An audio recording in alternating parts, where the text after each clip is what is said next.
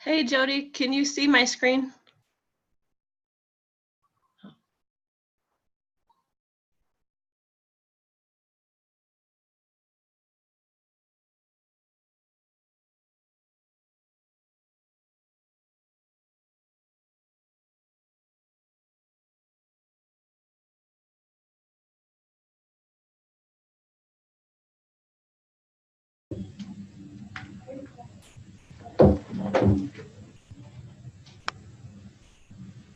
Yeah, I'm finishing up a call, but come in the room for the.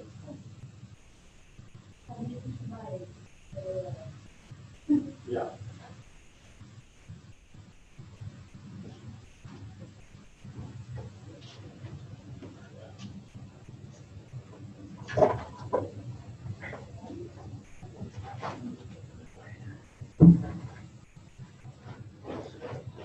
Hey Shelby.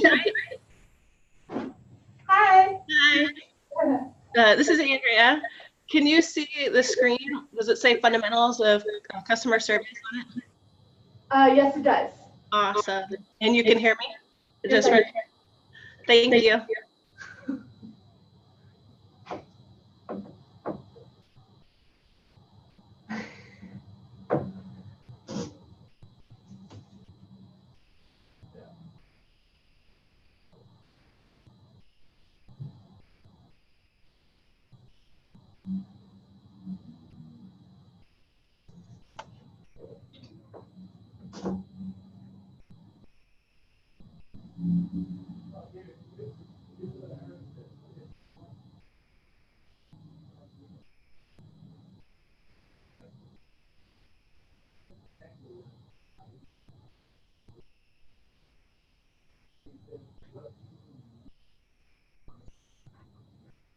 Good morning. I like your cap. Actually, it's, do you want coffee? Not right now, maybe in a little bit. Okay, cool. Coffee in the office. Yeah. Good to know. So first day of that, I think so. did you stay for that purchase contract? Yeah. What was your thoughts about it? It was good. It just kind of like talked about the recipes and stuff. I feel like there could be a better cost though. So. How do you say that? Oh. On your answers. You guys want to kneel, please? Oh.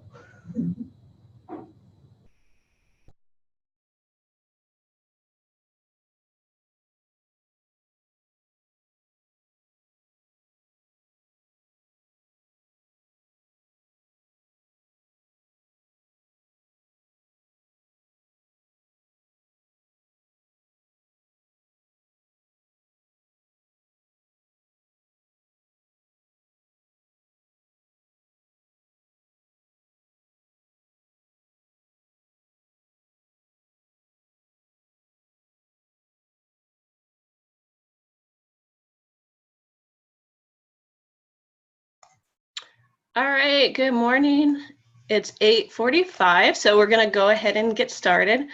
I just want to double check again. Can everybody hear me? Thumbs up, something. Okay, awesome. All right. Figure out. Okay, there we go. Now I can see who all is on the huddle. So Evelyn asked for someone to switch huddles with her, and I had this topic on my mind recently, and so I just wanted to share with you guys some of the things that I've learned. So for those of you who don't know me or don't know me well, my background is in human resources. And so customer service has always, throughout my career, been kind of my bread and butter. When I was in the admin office, running the admin office in the Army, I kind of got thrown into a job that other people might have had more experience at initially, and so it's a very intimidating job in the first place. And then I got thrown into a job where it was kind of a hot mess. And so even though I didn't necessarily have all of the answers to all of the problems, our shop was able to have an excellent reputation because we believed in excellent customer service. And so even though it took us a while to get some of the other things straightened out as far as systems and processes. We always had a reputation for taking care of our customers. And so I feel like this is one of the areas that I really excel at. And I don't say that to toot my own horn or to say that I'm perfect at it, but it's just something that I'm really passionate about. And so I really want to share with you guys. So I called this huddle Fundamentals of Customer Service, Back to Basics, AKA how to create raving fans and clients for life. Because prospecting is what gets our clients in the door. How we take care of them is what causes them to stay with us for all of their real estate needs. So for those of you who have been here a while, you've heard Attilio quote Vince Lombardi a few times. Does anybody remember what he said that sounded really silly?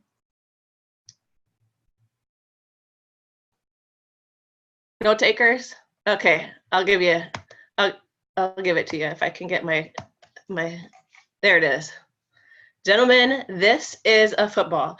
So the things that I'm planning to share with you today is probably not anything you've never heard before. It's just sometimes as we get busy with, especially as the summer is coming up and we're going to have a lot more clients and a lot more interactions, sometimes we need to just be reminded these are the things that we need to do on a daily or weekly basis to take care of our clients. So I don't anticipate there being anything profound that I say today that is like, oh, wow, that's brand new. But it's a good reminder. And I've actually had a couple of clients recently tell me, oh, we've worked with other realtors before who made us feel like we were an inconvenience. But you really made us feel like we were important. And you keep us in the loop. And so that's just kind of where I want to go with today. So first, I want to quote Duke Kim Han, answer your freaking phone. That's like the number one thing, your phone, text, email. And if for some reason you miss a call, like don't wait 3 days to return the call. Call as soon as humanly possible. Everybody knows that we have appointments and we have things that we need to do. But if somebody has to wait 3 days for an answer, they're going to find somebody else. Or they're just going to have a very bad impression of you or our team or, what we're doing. So answer. And a caveat that I want to say to this is there are some times where we have clients ask us questions that we don't know the answer to, and it's not an easy answer to get. One of the things that makes us stand out from other realtors or other customer service professionals in general, this is something that I found in my human resources experience. Send them an email or answer their text and just say, I received your request. I need to do some research. I'll get back to you. That lets them know that you got it. Because sometimes people are like, well, did they even get my request? It gives them an immediate connection with you. It makes them feel like they're important to you. And then they know that you're working on it. Because sometimes, like, I've sent requests to people and like, I have no idea, like, do they even know that I sent this request, even though I tried to call and follow up? And that's another good thing is when you send a text or an email, follow up with a phone call, because people aren't sitting, well, not everybody is sitting at their computer or looking at their phone all day. So just to quote Duke, answer your freaking phone. And Andrea, I like how you brought that up, because here's the quote that I've heard. An informed wait is much shorter than an uninformed wait. Yes, absolutely. Keep going. So follow up. You see my little picture there. You're always on my mind. So your clients feel important when you follow up. So of course, the first way we follow up is during prospecting. When we have a nurture client and they're 12 months out, when we keep talking to them, they know that we're thinking about them. When they're searching for properties, when we send out that text that says on Monday, hey, I'm setting up my showing schedule for the week. Do you have any properties you want to look at? That tells them, I didn't forget about you. You're always on my mind.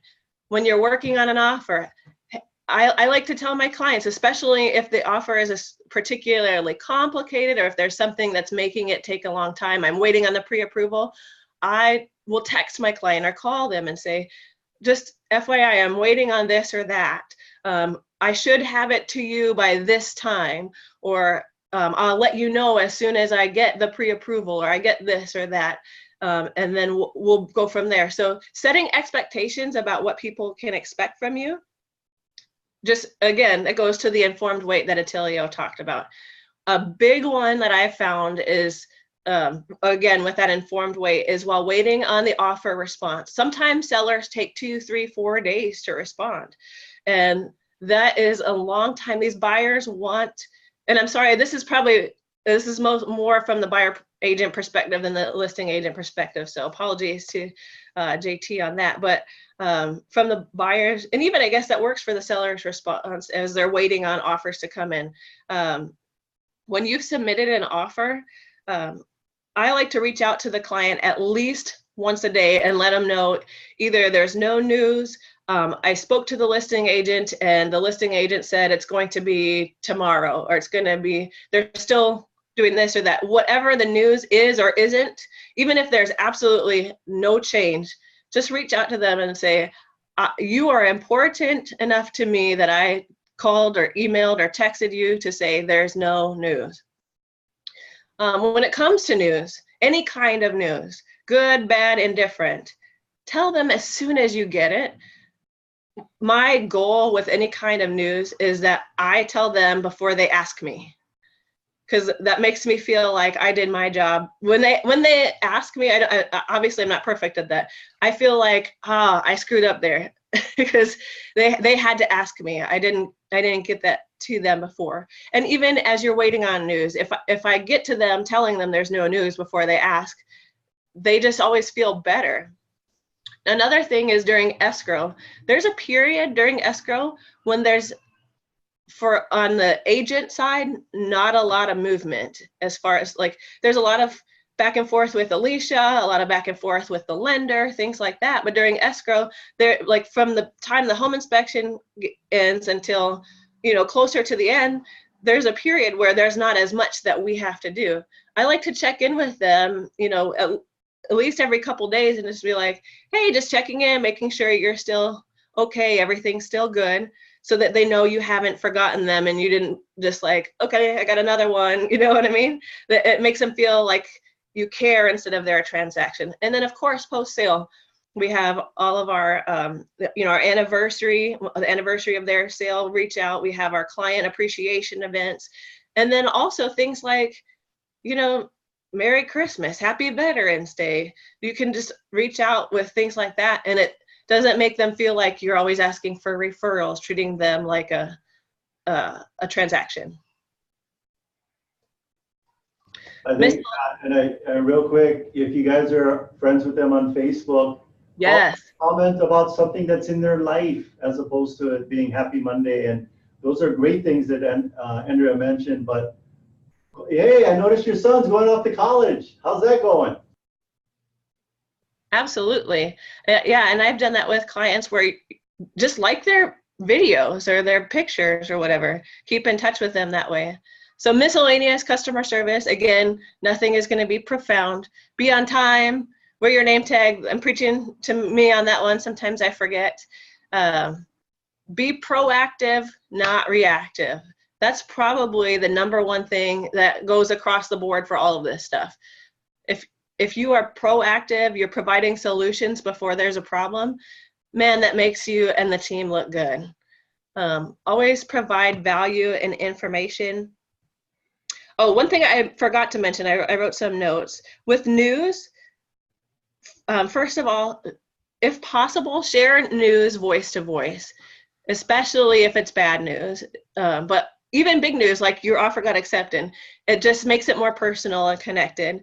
Also, don't procrastinate on sharing bad news, because bad news never gets better with time. So even though like you might have to mentally prep for the conversation, just go ahead and do it. Let them know, because you don't want them to ever hear bad news from another source. You want them to hear it from you. Another customer service thing is always present others, whether it's another member of our team, whether it's the listing agent, whether it's the lender, whether it's anybody else. Always present others in a positive light. We never want to be known as the negative people. just like Adrian was telling us about another agent running our team down. That doesn't, not only is that an ethics violation, but it also just makes that agent look really bad and not somebody that I would want to work with as a client. So that's just, regardless of who it is, always, and even if it's a freaking idiot, just drive on right past it, present others in a positive light, and if you need to address something that they did, just do it in a positive way. Take responsibility for mistakes, just don't make too many. It's just like, we don't have to be the expert on everything. We can say, I need to check into that, but if we have to check into everything, then we obviously are incompetent. So, there's that balance there. And then we need to learn from those mistakes. I have a quick example of that. So my first transaction that I did without a mentor, the client, it was actually a dual agency with one of the previous listing partners from the team. And he came to me and said, hey, they want to leave the furniture in the house. Is that okay? And my clients were like, yeah, absolutely. We'd love it. And then we just drove on, get to closing day, and the seller wanted to take the TV, and the buyer said, no, I'm supposed to get the TV. And there was a big drama. And the long story short is, the other agent and I ended up buying, I just took my happy self down to Costco and bought the cheapest stinking TV that they had there, and the other agent and I split it. So, and I told the client, look, don't tell anybody I got you a TV, but I will never do that again. The mistake was we didn't do an inventory of what was supposed to be in the property. That's why I took responsibility and said, hey, I'm gonna take that. That was my fault. I should have known to do that. So I will never do that again. So learn from your mistakes, but take responsibility for your mistakes. If it's your fault, take care, deal with it. We don't always buy our clients TVs, of course, but if it's your responsibility, you do that. And then go the extra mile. Whatever we can do. If it's something that we can do that's not going to take away from our DPA, go the extra mile. And then finally, update Boomtown. And I'd like to ask Art, why would I put that in customer service? It keeps everyone informed. That way, if you're not present to respond back quickly, the ISAs can respond based on the notes that you leave them. Absolutely. And everybody write this down. It's a form of online collaboration.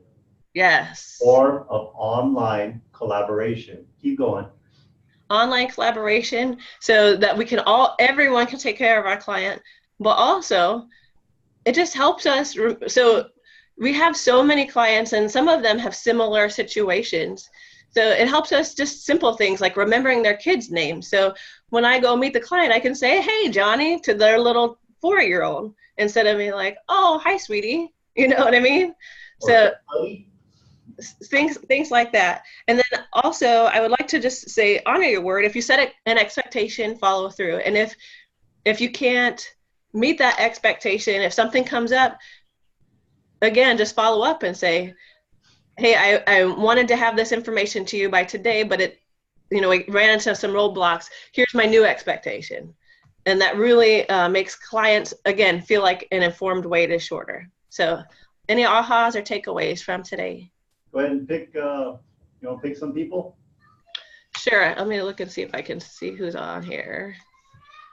I'm struggling to see who's on the huddle. I'll give you one. Okay. An aha for you. Thanks, JT. I like what you said. Even if you text them, call them back just to make sure they got the message. Absolutely. Yeah. Let's see. Yeah, so I wrote down some keywords and I'll share with you guys my tips for note taking so that you can remember these things and more importantly, utilize them. The first part you talked about is respond, text, phone call, whatever, respond, pick up your phone. The next thing you talked about was follow up. Follow up with these people. If you say you're going to call them on the yada yada, you don't do that. And then when you're involved with these clients, constantly update them on what's going on. Don't wait, good, bad, no news, whatever, constantly update. And then last thing that you said was providing these high levels of service allows us to connect. So what I wrote down was respond, follow up, update, connect. Awesome. Shelby, I'm gonna pick on you since you're new. Did you catch anything that would be helpful? Big takeaway. I would say just with the follow-ups and the updates, it just really shows the clients how much you care. And at the end of the day, it's like if they care, that's when they're gonna really want to come back. Yeah. Awesome. You know, I like what Andrea said about owning your mistakes. You've got to own your mistakes. You know, going through life, you know, I've gone through a lot of training, some recent leadership training, and the biggest takeaway I got from that is 100% accountability. This world is so full of victims, so full of victims. And one of the things we do in our hiring process, and we've learned from our coaches, is the best way to deal with a victim on your team is don't hire one. Right. Because we're not therapists. So I'd like to add, if you're doing all these other things, when you make a mistake, people are much more forgiving. yes.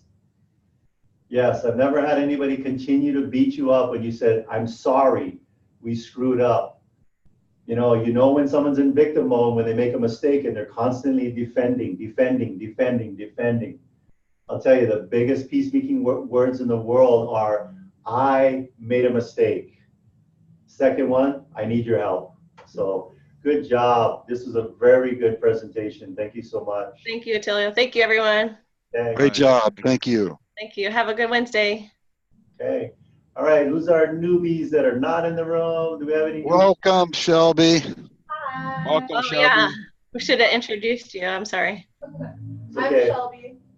We'll get Shelby up to speed on the welcome email and then for sure do it real formally on the next team meeting. No, very good. Thank you. Thank you. And then let's see here. So real quick on the, let me see here. Okay, so where's anybody know where Jake was? Jake was going to something? Yeah, we were going to the virus presentation through HBR. Through HBR. Yeah, Okay, so he's not. he's there. Yeah. Okay. Oh man, the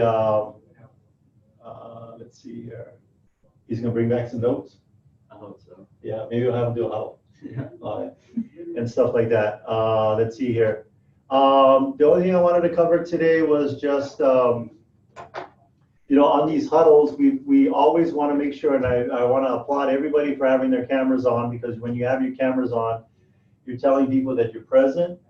And then for you guys that are presenting these huddles, when you randomly call upon people, that's setting up an expectation that you actually were paying attention and not looking at your phone or checking emails or on your second monitor.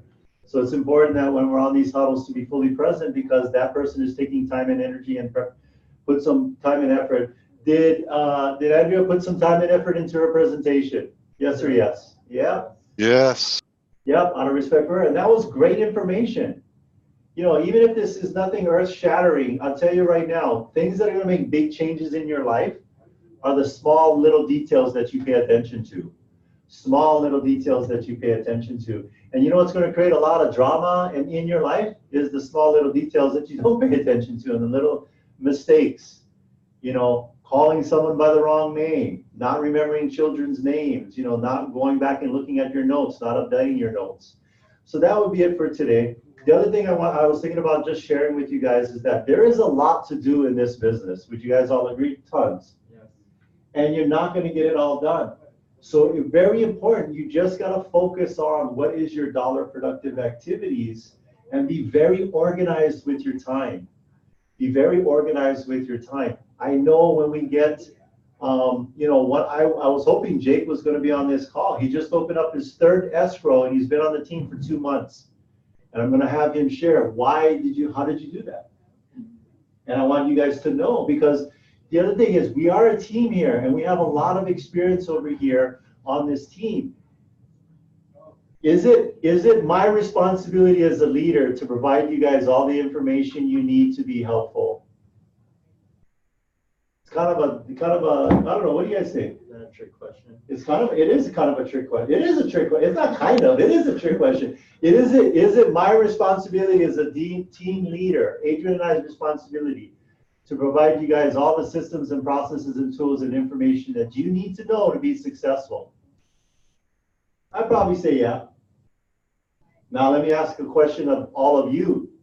What is your responsibility? To use the systems and keep on track. And ask questions. If you don't understand something or you're not having the success that you need, coming to us and saying, I don't have any escrows. My last 3 appointments bombed. I'm not getting people to move forward in getting stuff into escrow so that at the end of the day, why are we doing this? If you say it's to serve people, that's a bunch of BS. I'm gonna tell you that right now. We do serve people and that's how you do it. We are doing this to make money. And if you're not making money in this business, you gotta dig deep and look in that mirror this morning and say, why am I doing this? We are doing this. The purpose of a business is to make money. All the other things that surround it is all the things that we put in place for you. But at the end of the day, if you guys are not making money, ultimately, whose fault is it? With all the things that we put before you, whose fault is it ultimately if you're not making money in this business? Yep, that's it. So think about that. We have it all here, but again, it's your guys' responsibility to seek that information out. Come to us when you're having challenges and say, I need help. You know, our doors open most of the time for a reason so that you guys can walk through it and say, you gotta have a quick minute. If it's closed, knock on it, and if we're in the middle of something, we won't answer. We'll just keep doing what we're doing. But we are here for you guys, okay? That's it. Short and sweet, 8 minutes, 9:08. Let's go out there and make it happen. Aloha. Aloha.